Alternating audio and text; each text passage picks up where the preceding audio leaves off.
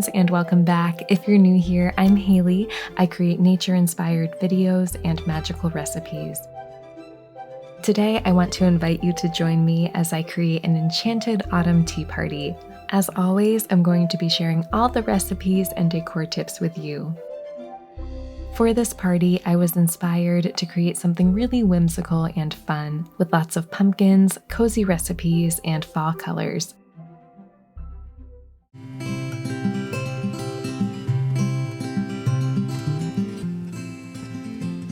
We're going to start by making the recipes. For the menu, I wanted to feature classic, comforting fall flavors in a fun and fantasy-inspired presentation. Also, almost all of the recipes I'm sharing today can be prepared ahead of time. I've included make-ahead instructions and some time-saving tips on the recipe blog post, and everything is linked in the description below.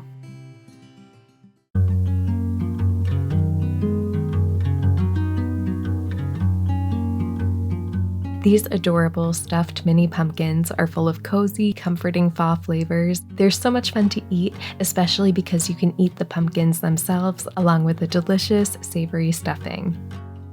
For this recipe, you'll need 6 mini pumpkins. You can usually find these at most grocery stores during the fall season. When you go to pick out your pumpkins, I would definitely recommend being selective and choosing the ones that are a bit on the softer side when you squeeze them. This is going to make them so much easier to cut. I also found that the slightly larger pumpkins were softer than the really mini ones. To prepare the pumpkins, I'm using a sharp knife to carefully cut off the top third. Then I'm using a spoon to scoop out the seeds from each pumpkin. I'm placing the pumpkins on a parchment-lined baking sheet and brushing olive oil generously over the inside and outside of each.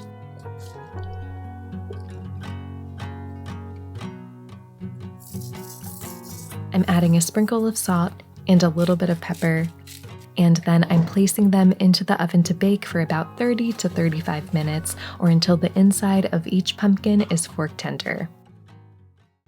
Next, I'm prepping some veggies to make the stuffing. I just wanted to quickly mention here that you can either make your own stuffing like I did, or you can use a store-bought stuffing mix or even a pre-made rice blend to save time. So for the stuffing, I'm chopping up about 2 cups of sausage. I'm using plant-based apple and sage sausage links here, but you can use any kind of pre-cooked sausage you like.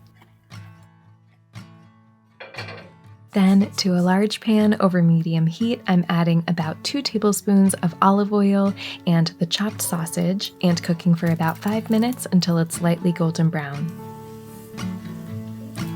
Then I'm adding 1 finely chopped onion, 2 chopped celery stalks, and 1 chopped carrot, and cooking it all for about 5 minutes until the onion is translucent.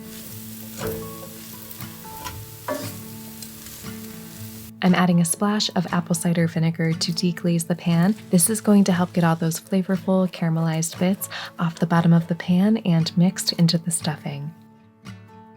Now I'm adding about 2 cups of mushrooms, 2 cloves of minced garlic, and 4 tablespoons of fresh herbs. I'm using a blend of thyme, sage, and rosemary in this recipe.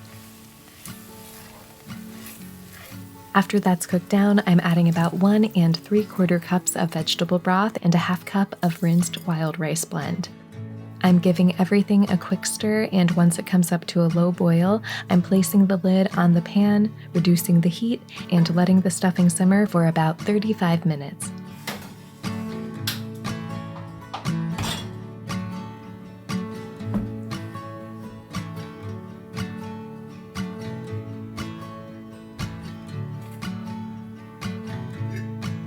Once the stuffing and roasted pumpkins have finished cooking, I'm scooping the filling into each of the pumpkins.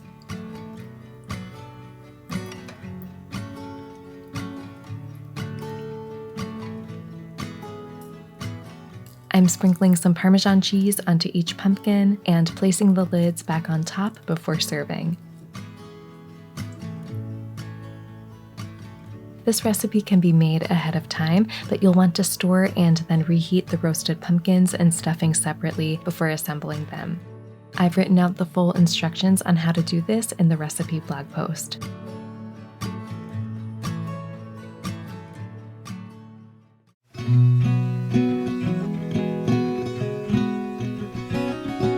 These apple, brie, and rosemary puff pastry tarts are an easy and delicious sweet and savory appetizer. This combination of flavors is one of my absolute favorites this time of year.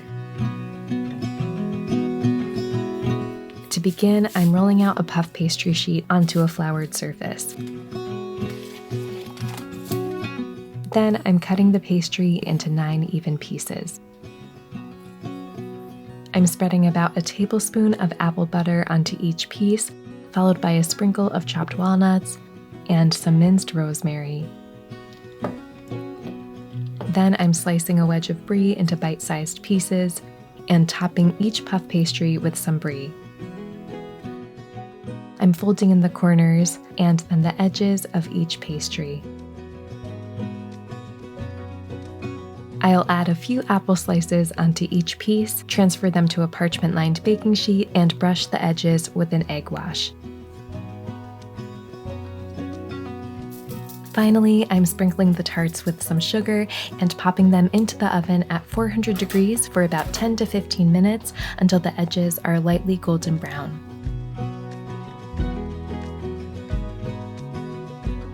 Before serving, I'll garnish each piece with a little sprig of rosemary. These can also be prepped the day before and then baked right before serving.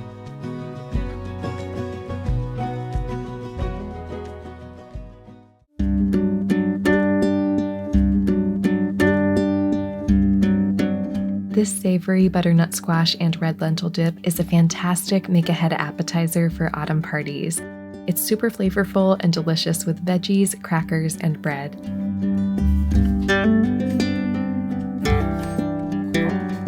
The dip can be made ahead of time, so I prepared it a couple days before the tea party. First, I'm chopping some butternut squash and onions. Then to a pan, I'm adding about 2 tablespoons of olive oil, 1 cup of cubed butternut squash, and 1 thinly sliced yellow onion.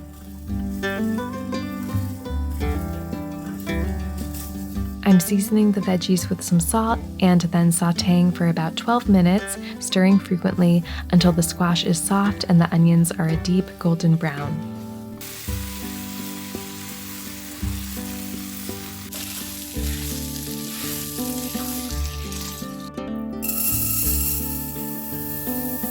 While the squash and onions are cooking, I'm boiling 1 cup of split red lentils in water for about 8 minutes or until soft.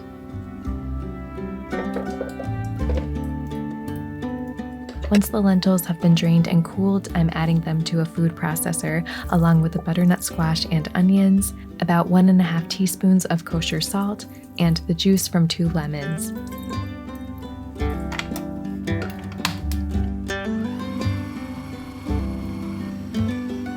I'm giving everything a quick blend and then adding in about 2 tablespoons of extra virgin olive oil and a mix of spices. I'm using 1 teaspoon each of garlic powder and smoked paprika, half a teaspoon of curry powder, and a 1/4 teaspoon of cayenne.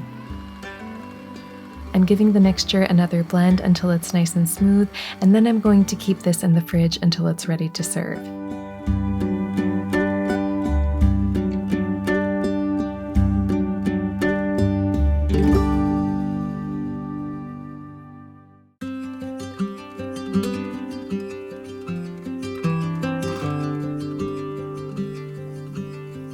For dessert, I'm making this beautiful and delicious pumpkin bundt cake with a pumpkin cinnamon glaze. You can use any pumpkin cake recipe you like here, but to save time, I'm using 2 boxes of pumpkin bread and muffin mix. I'm going to follow the directions on the back of the box, but swap the oil for melted butter and the water for milk. This is going to make the cake richer and more flavorful. I learned this trick years ago and I use it all the time because it makes cake mixes taste just like homemade. I'm mixing the batter until it's smooth and setting it aside. Next, I'm going to grease a 12-cup bundt pan. So one of the biggest challenges with making bundt cakes is keeping them from sticking to the pan. This is something I've struggled with so much over the years, but I finally found a method that helps bundt cakes release cleanly from the pan every time. So I've sprayed the pan with a nonstick baking spray, and now I'm using a basting brush to brush the spray further into all the nooks and crannies of the pan. I find that most of the time, simply spraying the pan isn't enough to coat all the grooves. Even missing a little spot can be enough to make the whole thing stick, so I'm just making sure to brush it super thoroughly. Then I'm adding one more layer of baking spray for good measure. I know this may seem a bit excessive, but a thick, even coating of baking spray all over the pan is the best insurance against sticking.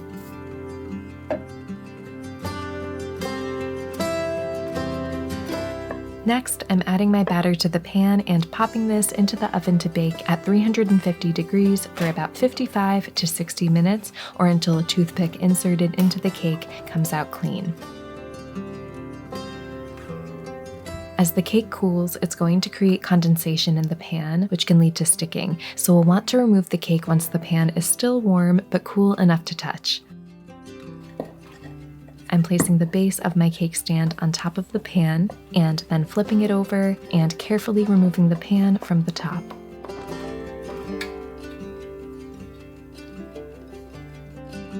While the cake is cooling the rest of the way, we're going to make the pumpkin cinnamon glaze. To a medium saucepan, I'm adding 1/3 cup of pumpkin puree, 3 tablespoons of granulated sugar, a teaspoon of cinnamon, and 2 tablespoons of water.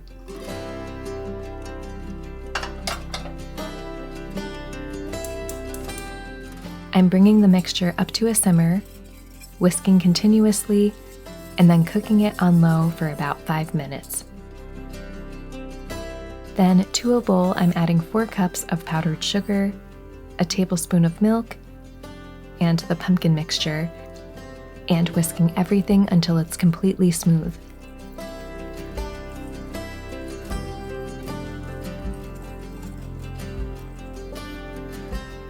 The glaze can be kept in the fridge for a few days until you're ready to enjoy the cake.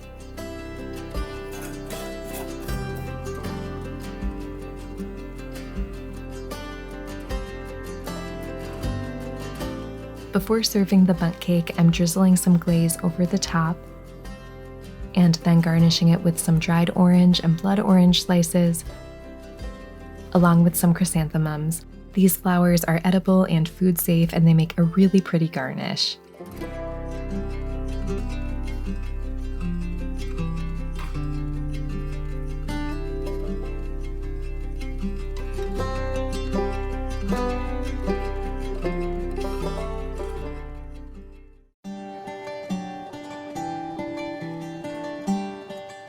Next, we're making some apple rosemary kombucha mocktails. These have been a favorite of mine for a few years now. They're super simple and easy to make and so good. I'm filling a pitcher halfway with ice and fresh apple cider, then topping it off with apple-flavored kombucha and giving it a quick stir.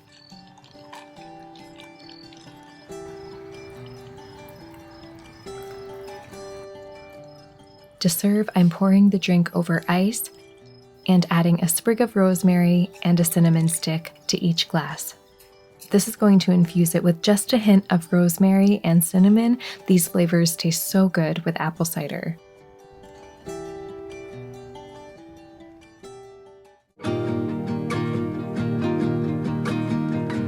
And finally, for our tea, I'm making some autumn spice herbal tea. This is made with a blend of cinnamon, cloves, and hibiscus. Dried hibiscus has a slightly tart taste, kind of similar to cranberry, and it also has a vibrant red color, so I love using it in this recipe. To make the tea, I'm adding about 2 teaspoons of dried hibiscus, a pinch of cloves, 1 cinnamon stick, and a few apple and orange slices to a teapot. I'm adding 4 cups of boiling water and then letting the tea steep for about 10 to 15 minutes before serving.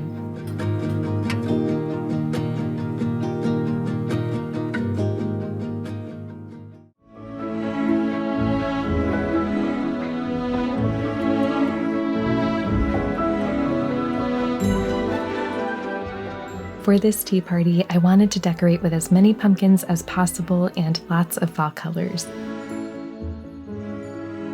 First, I'm arranging some red and orange chrysanthemums into vases of different sizes.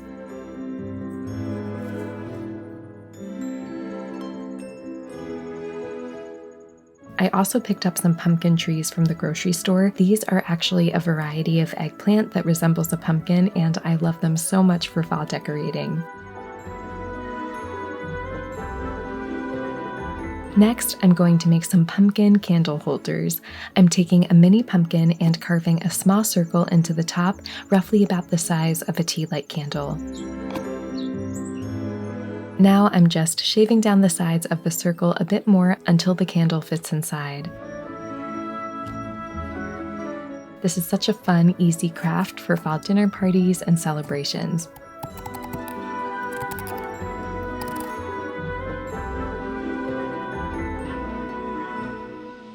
To prepare the table, I'm setting up some wood slabs and a tiered cupcake stand. Next, we're going to make a bowl for the dip. I'm carving a circle roughly the size of the bowl I'm using into the top of a medium-sized pumpkin and scooping out the seeds. Then I'm pressing the bowl into the top of the pumpkin and filling it with the dip and some pumpkin seeds for garnish. I'm placing the dip on a platter with some veggies and sage for garnish.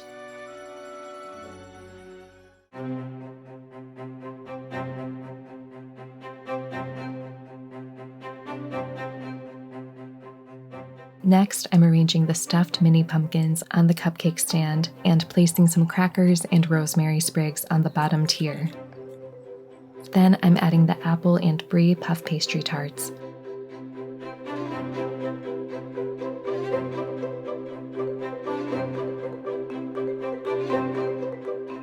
Finally, I'm using a large fantasy pumpkin as the base of my cake stand for the bundt cake. I've cut most of the stem off the pumpkin to create a flat surface, but if your cake stand is still a little bit wobbly, you can place some napkins underneath to even out the top or use a carving knife to carefully shave off the highest points. I just love how whimsical the pumpkin looks as a cake stand and how the bundt cake kind of looks like another little pumpkin on top.